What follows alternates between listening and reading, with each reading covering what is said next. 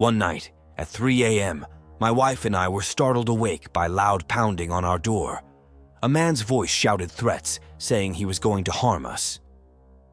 Terrified, my wife called the police right away. To our shock, the person at our door was our neighbor.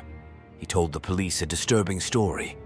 He claimed that a few nights before, I had let my puppy out into our own backyard. Because I was only in my boxers, he accused me of trying to expose myself to his family, who could see into our yard from their home. He even showed the police videos he had taken through our windows of us doing normal things like chores and watching TV. It was a frightening and surreal experience, realizing that our neighbor had been spying on us and making false accusations. We never imagined such a violation of privacy and trust from someone living so close by. As I walked down Maple Street on my way home from work, I couldn't help but feel a chill run down my spine. The leaves were rustling and the streetlights flickered, giving the whole neighborhood an eerie atmosphere. My eyes landed on the house at the end of the street, the one that everyone avoided. It had been vacant for as long as I could remember, but I couldn't shake off the feeling that someone was watching me from inside. I quickened my pace, wanting to get home as soon as possible. But then I heard it. A faint sound of someone humming coming from the house. My heart raced, and I couldn't resist the urge to take a peek. As I got closer, the front door creaked open ever so slightly. The humming grew louder, and I felt a cold breath on my neck. My instincts told me to run, but I was paralyzed with fear. I turned to see an old woman with dark, sunken eyes standing behind me. Her lips were twisted into a sinister smile, and her bony fingers reached out to me. I screamed and ran as fast as I could, reaching my front door in record time. I didn't dare look back, but I could feel her presence lingering behind me. From that day on, I avoided Maple Street at all costs, never wanting to encounter the creepy old woman again. The new neighbors on our street were a mystery to everyone. They kept to themselves, seldom interacting with the rest of the community. Rumors about them started floating around, and soon everyone began to avoid their house. One night, I decided to do some investigating and snuck into their backyard. The windows were covered with thick curtains, but a faint light illuminated the room. I noticed strange symbols and candles scattered around the room, sending shivers down my spine. Just as I was about to leave, I heard footsteps coming closer. I hid behind a bush and watched as the neighbor's door opened and a tall figure emerged. He wore a long black cloak, and his face was covered with a hood, making it impossible to see his features. He stood there for a moment, scanning his surroundings as if he knew I was there. My heart was pounding, and I couldn't move. Suddenly, he turned his head toward my direction, and I could feel his piercing gaze on me. I held my breath, praying he wouldn't see me. After what felt like an eternity, he turned and disappeared back into his house.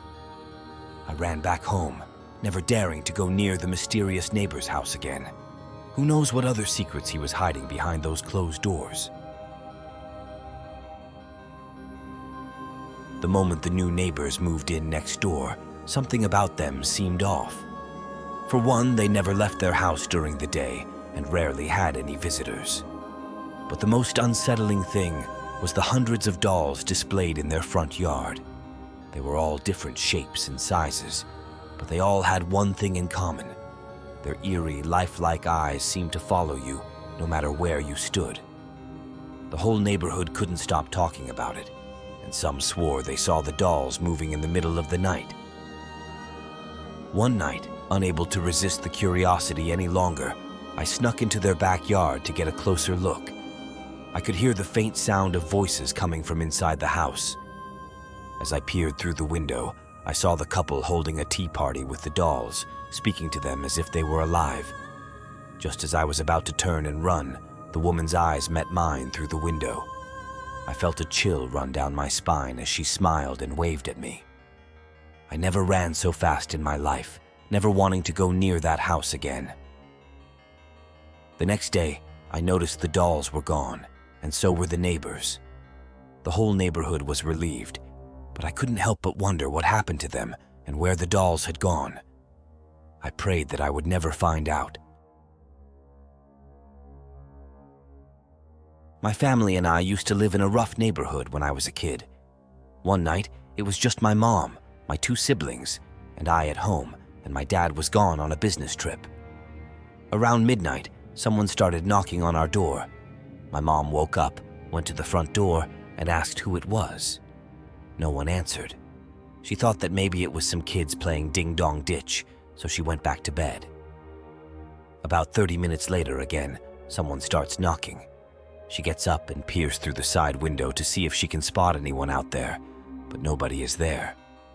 She starts to worry, so she goes back to the room, grabs my dad's double barrel, and sits in the living room in the dark, waiting. Then, more knocking. My mom begins shouting at whoever it is that she's going to call the cops, and that if anyone tries to come in, she would shoot them. At about 2 a.m., the police finally show up and do a quick search outside of our house while we waited inside. After their search, they tell my mom that they had found a piece of barbed wire about 4 feet long next to the front door and asked if it belonged to my mom. She said that it wasn't hers and asked why.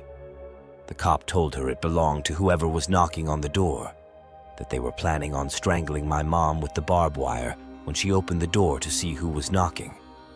They said that she was very smart to not open the door to see who was there. Otherwise, it could have cost her life. The cops said that they'd patrol the neighborhood until morning and do a thorough investigation once there was daylight. That morning, as they were searching around the house, they found footprints leading around to the back of the house and up to my bedroom window. They had also found nicks in the window sill where the person was trying to pry it open to break in but failed. My mom always suspected it was this one neighbor because he would always stare at my mom through his curtains and wasn't very friendly. He also knew when my dad wasn't home, since he knows what vehicle he drives. We moved out of that house after that.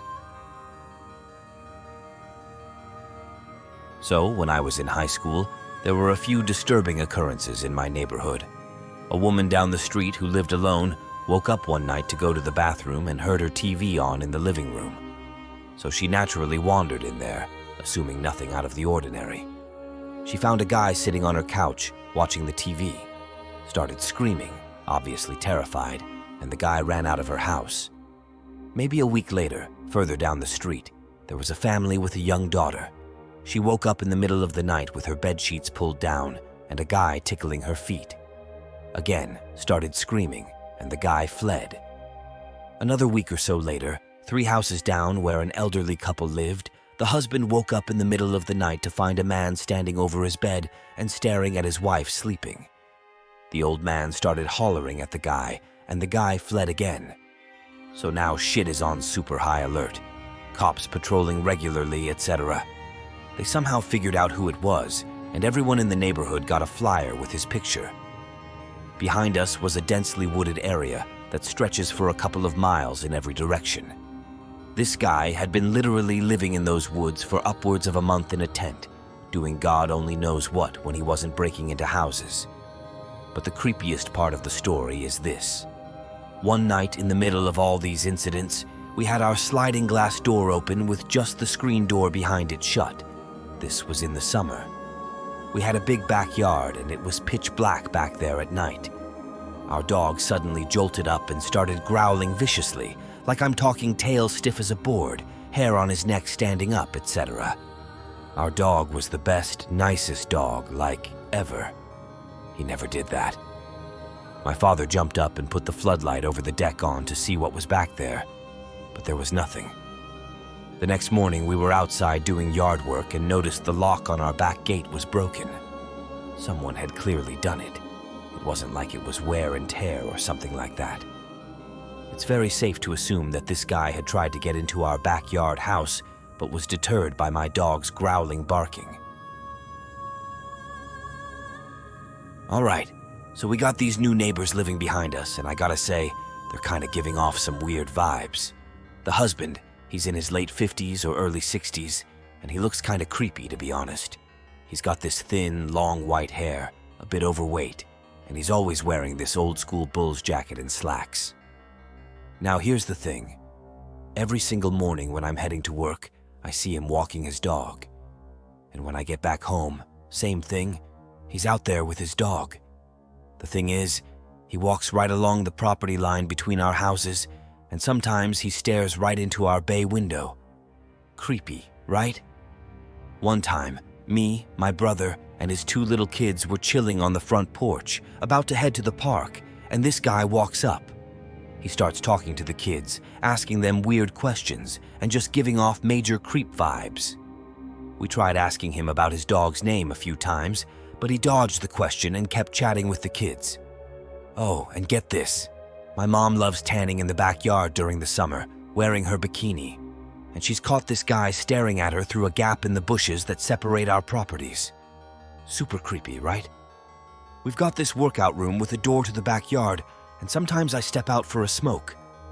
One night, I heard this creepy whistling while it was raining, and it was coming from really close by. I freaked out, slammed the door shut, and checked all the locks. That was some next-level sketchiness. And when I drive past him while he's walking his dog, he just stares at me until I'm out of sight. I mean, seriously, what's up with that? I don't know if he's just a weird old guy or if there's something more going on, but he's definitely giving off some major creepy vibes. Gotta keep an eye out, you know?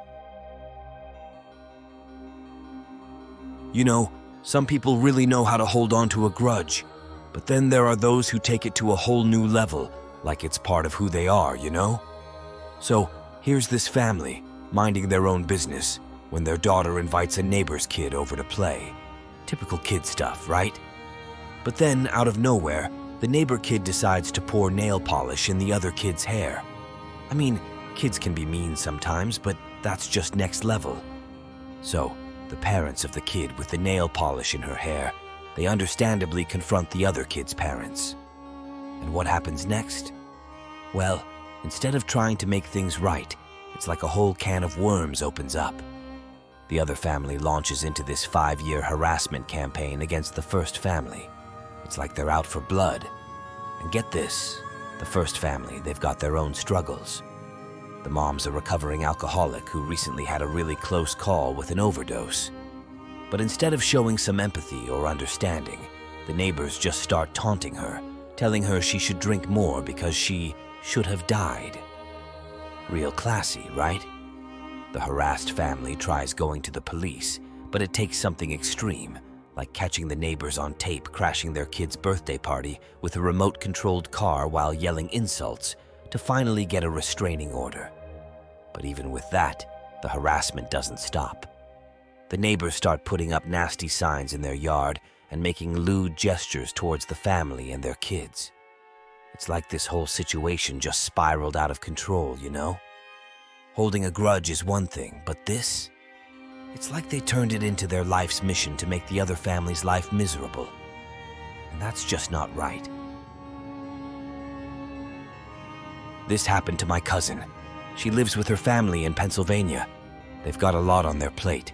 A terminally ill husband, 5 kids to take care of, including one battling cancer. Tough stuff. But then, they've got this neighbor who's causing all sorts of trouble. Turns out this neighbor's pretty loud, especially at night. And here's the kicker. Their teenage daughters share a wall with her. Yeah, not the best setup. This neighbor, she's really into, adult activities, if you catch my drift. So this noise is keeping the family's daughters awake at night. The mom, she tries everything. Noise-canceling headphones, you name it.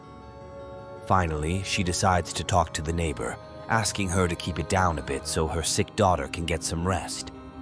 But instead of being understanding, the neighbor does the opposite. She gets even louder and starts using some really inappropriate language, even hurling racial slurs at the family's daughters. Can you imagine how uncomfortable that must have been? This goes on for 2 whole years, sometimes until the crack of dawn. The family's not even so bothered about the language. They're just tired of their daughters being late for school because they can't get any sleep. Things get so bad that the state police have to write notes excusing the daughter's tardiness. Eventually, the neighbor gets slapped with a 45, 90-day stint in county prison for her, excessive activities. And honestly, It's about time someone stepped in. Living in that small apartment was a real challenge, especially with neighbors who cranked up their music to the max, and I mean loud, like concert loud. And they didn't stop until the crack of dawn, or even later. It was impossible to hear my own TV over their racket. We tried banging on their door, but they never answered.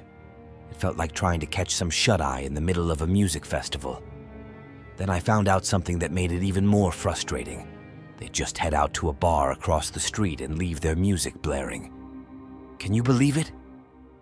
So I resorted to pulling the breaker for their apartment, hoping for some peace and quiet. But like clockwork, they'd return at 5 a.m. and crank up the volume again. Loads of people complained, but nothing ever changed. So I took matters into my own hands. I jammed their lock when they went out, making it impossible for them to get back in until the property manager intervened. It felt extreme, but I was desperate for some sleep. In the end, their disruptive behavior got them evicted. And while I sometimes wonder if I was the bad neighbor for taking matters into my own hands, I realize that everyone deserves a peaceful home. Sometimes you've got to stand up for yourself, even if it means being a little tough.